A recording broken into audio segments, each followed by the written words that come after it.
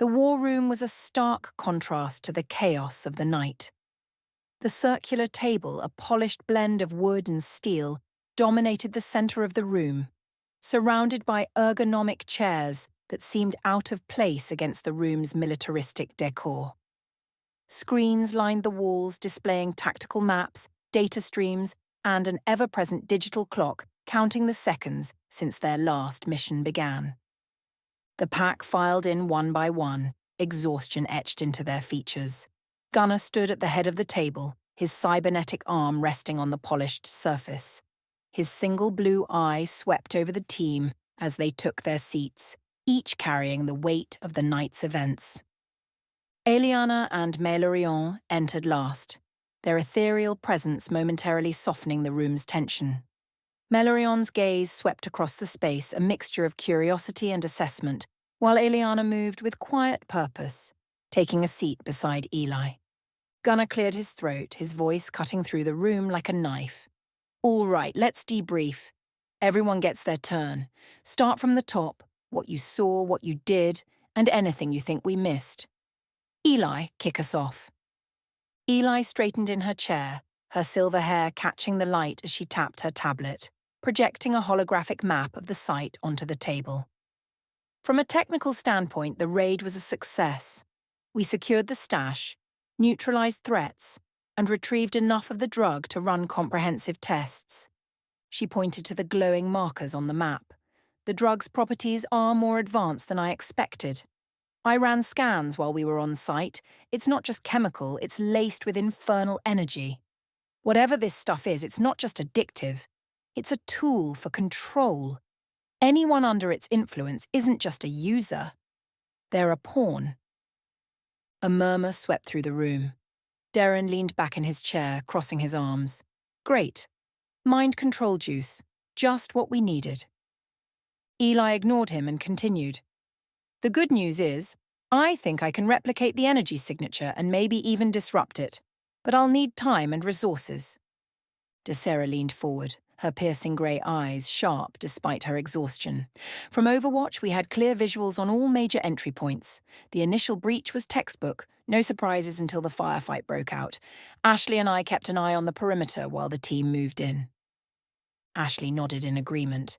The only anomaly was the group we spotted lurking near the southern edge of the site. They stayed out of the fight and bailed the moment things got hot. We couldn't ID them, but they didn't move like civilians. My guess? Black Dawn operatives watching from a distance. That's concerning, Gunnar said, his voice low. If they're observing, they're planning. Clara leaned forward, her P90 resting on the table beside her. The stash was unsettling. I don't think we've seen the full scope of what this drug can do. Between the volume and the setup, it's clear they're gearing up for something big. Jewel chimed in, her tone somber. Medically, the detainee is stable but still in critical condition. Whatever that stuff did to him, it's not just physical. It's tearing him apart from the inside.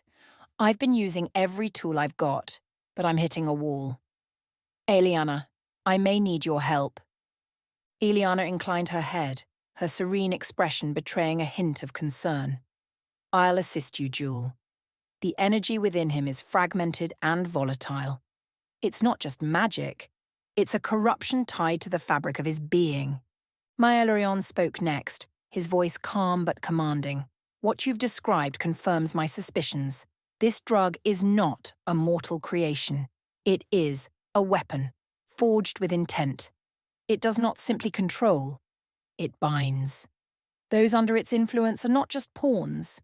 They are extensions of the will that created it. The room fell silent as his words sank in. Even Darren had nothing to add.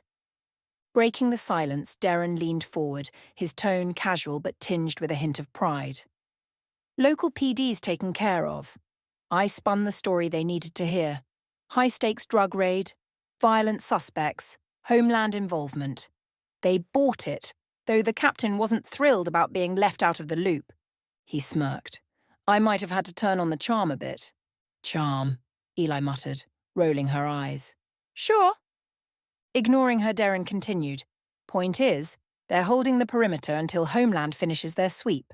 But if this stuff keeps showing up, we're going to need to loop them in sooner rather than later.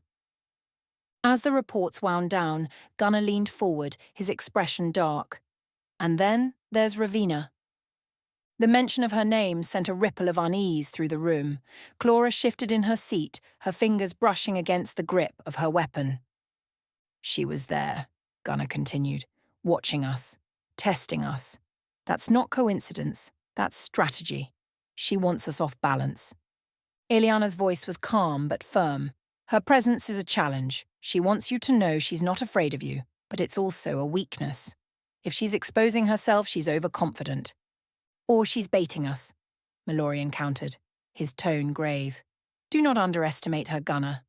A demigod's arrogance is not born of naivety. It is born of power. Gunnar let the conversation settle before speaking, his voice cutting through the tension. Here's where we stand. Eli, you focus on the drug. Figure out how to disrupt its hold. Jewel, prioritize the detainee's recovery. Eliana, Malorian, help where you can. He turned to Darren. Keep working the local angle. We need eyes on the ground. Finally, his gaze swept across the room. And everyone stays sharp. Ravina's not done with us, and neither is the Black Dawn. This is just the beginning. As the team dispersed, the weight of their mission pressed heavier than ever. The war room emptied, but the tension lingered, an unspoken reminder of the storm still to come. The glow of the war room's tactical screens faded as the last of the team departed, their footsteps echoing down the hall. Gunnar stood in the center of the room, his gaze fixed on the table for a moment, before he turned toward Clara, Darren, Eliana, and Malorian. Follow me, he said, his tone leaving no room for debate. The group exchanged glances but fell into step behind him as he led them to his office. The space was functional yet commanding, reflecting the man who occupied it. Shelves lined one wall, filled with reports, manuals, and a few personal mementos, while a map of inter-realm portals dominated another. The room carried an air of both strategy and solitude. Gunnar closed the door behind them and leaned against his desk, arms crossed, his cybernetic fingers tapping a rhythm against his bicep. He let the silence stretch for a beat before speaking. We've got problems, he said bluntly, his blue eye scanning each face in turn.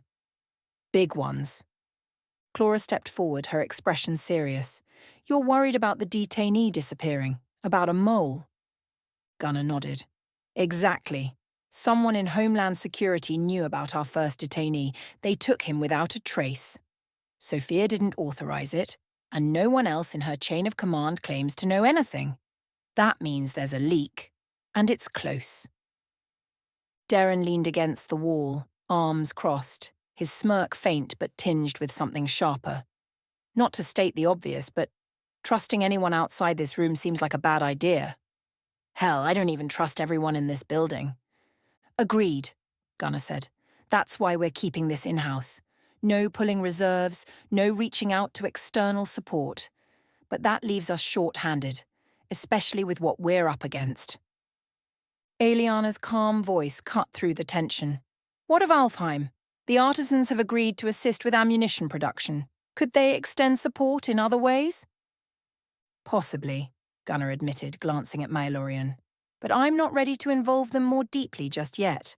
I want to see how the ammunition agreement plays out first. The last thing we need is drawing more attention to our operations. We're out of bullets, huh? Darren said, his tone light but his expression serious. Not entirely, Gunnar replied. But we've burned through our reserves in 2 heavy engagements. The stash we have left won't hold up if we face another fight like the one with Ravina. Let me guess, Darren said, his grin returning. You want me to hop back over to Alfheim and pick up what they've got ready? Gunnar nodded. Exactly, I'll send you and Clara to retrieve the shipment. You'll need to move fast and stay under the radar. Clara raised an eyebrow. You sure about that? Shouldn't I stay here to oversee things? You're going, Gunnar said firmly. The elves respect you, and your presence will smooth things over if there are any hiccups. Besides, We need someone on that run who can make decisions if things go sideways. She gave a curt nod, accepting the assignment. Melorian, who had remained silent until now, spoke with measured authority. Your concerns are valid, Gunner. The mortals under your command are skilled, but even the sharpest blade will dull if it is overused. You need allies, not just soldiers, but those who can see the battlefield as you do. I hear you, Gunner said, but until we figure out who we can trust, we stick to our own. Eliana leaned forward, her gaze piercing. And the detainee? Do you still believe it was wise to bring him back here? We didn't have a choice, Gunner replied. If he survives, he's our best chance at getting answers about Ravina and the Black Dawn. Gunner pushed off the desk, his expression grim but resolute. Here's what's going to happen. Darren and Clara will leave first thing tomorrow for Alfheim to retrieve the ammo. Eliana, I want you to work with Jewel and Eli to stabilize the detainee and figure out what we're dealing with. Melorian? The Guardian raised an eyebrow, waiting. You've seen what we're up against. I need you to keep advising us while we sort this mess out. Melorian inclined his head. I am at your disposal, Gunner. Good, Gunner said. Now, let's regroup in the morning. Get some rest while you can. As the group began to disperse, Gunner's expression darkened further. He held up a hand, stopping Clara, Darren, Eliana, and Melorian from leaving. Actually, stay. There's one more thing we need to address. His tone was sharper now, the weight of unspoken concerns hanging in the air. The tension in Gunner's office was palpable as the meeting continued. Each member of the team wore the fatigue of battle and the weight of their new assignments. As Gunner delivered the next phase of the plan, the gravity of his decisions sank in. Gunner stood, pacing behind his desk, as he addressed the team. We're stretched thin, but we don't have a choice. The trader is too dangerous to keep here, and I don't trust anyone else to handle his transport. Karina and Shade will escort him to Homeland's secure holding facility. Gunner turned to Darren next. When you and Clara get back with the ammo, I need you and Eli to shift focus. Darren raised an eyebrow. On what exactly? The Wolfmobile, Gunner said. We're going to need it operational. I know it's an ammo hog, but for open engagements, it's the best tool we've got. Start the upgrades as soon as you're back. Darren grinned, his usual swagger returning. Finally, I've been dying to get my hands on that beast again. Eli rolled her eyes but smirked. Try not to blow it up this time, Darren. No promises, Darren quipped. Gunner surveyed the room, his voice softening as he dismissed the team. Get some rest. We've got a lot to handle and we can't afford mistakes. Go. The team filed out, leaving only Clara and Melorian. Gunner waited until the door closed before turning to them, his demeanor shifting from commander to something more introspective. Stay. There's more we need to discuss. Gunner sat heavily in his chair, the weight of countless battles etched into the lines of his face. His cybernetic arm rested on the desk, the faint whir of its mechanisms filling the silence as it flexed unconsciously. Across from him, Melorian stood tall, his elven robes shimmering faintly in the warm light. Clara remained by the door, her P90 slung over her shoulder, her expression unreadable but her presence steady. For a long moment, no one spoke. The silence was thick, charged with the unspoken truths that had followed them into the room. Then Gunner leaned forward, his single blue eye locking onto Melorian with a piercing intensity. It's time, Gunner said, his voice low but resolute. Alfheim needs to enter this fight. The statement hung in the air, heavier than the weapons they carried. Melorian's gaze didn't waver, but his brows furrowed slightly, a flicker of emotion breaking his otherwise stoic demeanor. Do you understand what you're asking, Gunner? Melorian said softly, his words deliberate. To call upon Alfheim's forces is to commit my people to a war that will spill across realms. It is no small thing. Gunner exhaled, leaning back in his chair. For the first time in a long while, he allowed a sliver of vulnerability to show. Echo Division has been holding the line, but we're losing ground. The Black Dawn is growing stronger, and now we're dealing with Ravina, Loki's own damned daughter. I don't have the luxury of pride anymore. We can't do this alone. Clara stepped forward, her boots scuffing softly against the floor. Her green eyes burned with conviction as she looked at Malorian. "I fought alongside your soldiers," she began, her voice steady but laced with emotion. "I stood with the Silverleaf Regiment when they were surrounded. I was there when we turned the tide, even after we lost half the line. I personally dragged their commander, Captain Valith, from the brink of death while the rest of us fought tooth and nail to hold the line." Malorian's eyes widened slightly at the mention of Valith, his lips pressing into a thin line as Clara continued. "I didn't do it because I was ordered to," she said, her voice tightening. "I did it because they were my brothers and sisters in arms. I did it because we fought for the same thing, protecting our homes, our people. And when the dust settled, they thanked me like I was one of their own. I carry those commendations with pride, but they don't mean a damn thing if we let the Black Dawn consume everything we've fought for." She paused, her eyes glistening but her stance unyielding. "This isn't just Echo Division's fight anymore. It never was. If we fall, Alfheim falls. Every realm does." Gunnar leaned forward again, his voice softer now but no less intense. "Malorian, I've led my people into hell and back more times than I can count. I've buried too many good men and women. I've fought battles I didn't think I'd survive. But this," he gestured vaguely, the weight of his words clear. "This isn't just another war. This is something bigger. And if we don't stand together, none of us are going to stand at all." Malorian's gaze shifted between Gunnar and Clara, his expression unreadable. The room fell silent once more, the gravity of the moment pressing down on all of them. Then, slowly, Malorian spoke. "Your words carry weight, Gunnar, and your actions, Clara, speak louder than any testimony.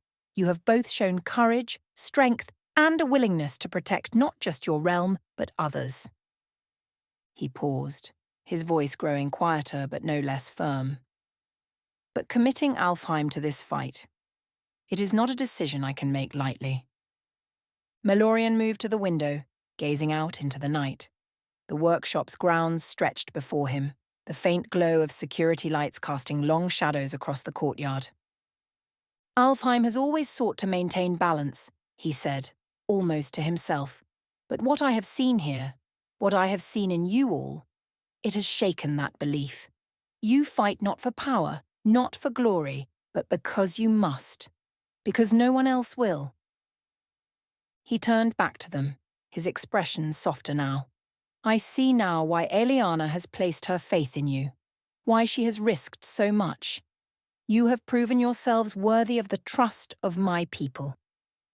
Gunnar stood, his movements deliberate as he extended his cybernetic hand toward Malorian.